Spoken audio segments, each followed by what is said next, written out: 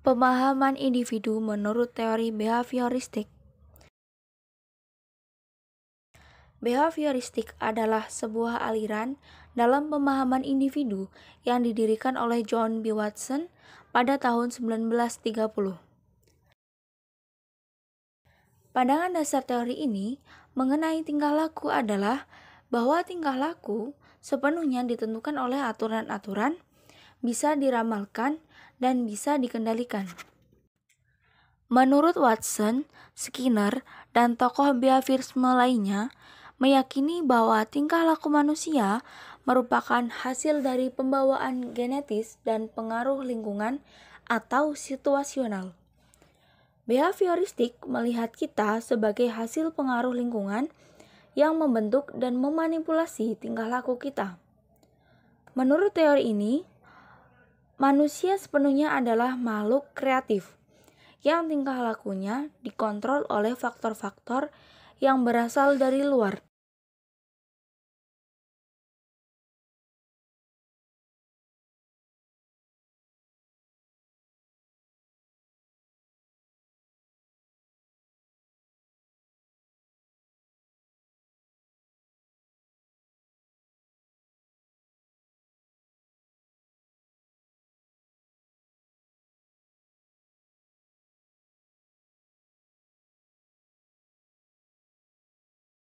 Behavioristik menjelaskan mekanisme proses terjadi dan berlangsungnya perilaku individu dapat digambarkan dalam bagan berikut.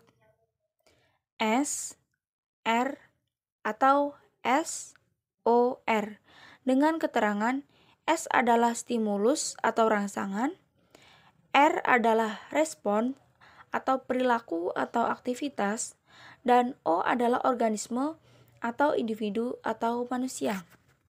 Kami mengambil contoh sebagai berikut. Terdapat seorang mahasiswa sedang mengikuti perkuliahan pemahaman individu di ruang kelas yang terasa panas.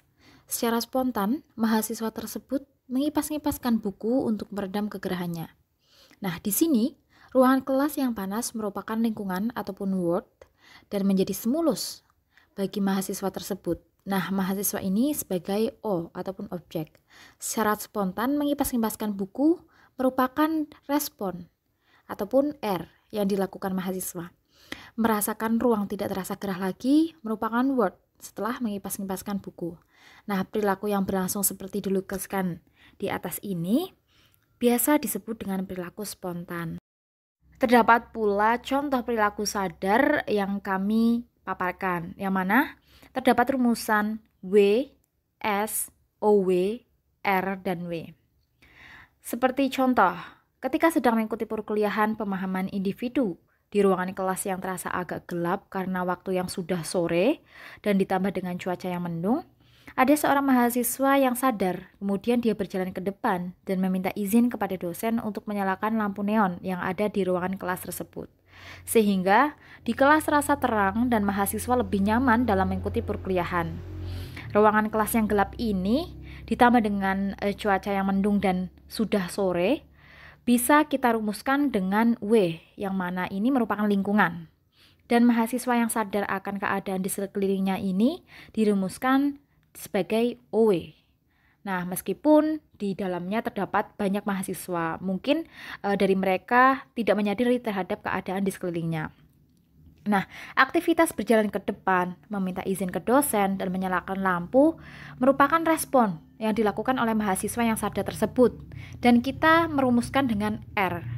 Suasana kelas menjadi terang dan mahasiswa menjadi lebih nyaman dalam mengikuti perkuliahan, merupakan ataupun bisa kita rumuskan sebagai dengan W. Selanjutnya, kita akan mengaitkan mengenai teori behavioristik dengan sumber ajaran agama Islam. Teori behavioristik ini sejalan atau senada dengan Al-Quran Surat Ar-Rum ayat 30.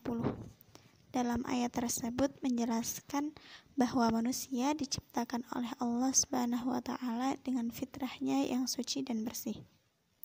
Hal tersebut juga dijelaskan dengan hadis Nabi Muhammad SAW bahwa setiap anak dilahirkan dalam keadaan fitrah, tetapi dalam proses perjalanan hidupnya, manusia akan dipengaruhi oleh beberapa faktor.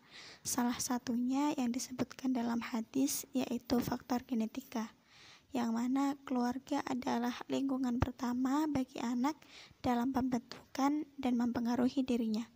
Selanjutnya, manusia akan tumbuh dan berkembang. Manusia pasti akan melakukan interaksi dan hubungan sosial.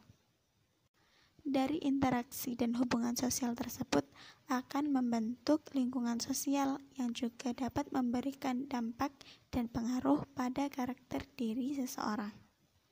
Dalam hadisnya juga, Nabi Muhammad SAW memberikan perumpamaan mengenai teman yang baik yang diperumpamakan dengan seorang penjual minyak wangi, dan perumpamaan teman yang buruk diperumpamakan dengan seorang pandai besi.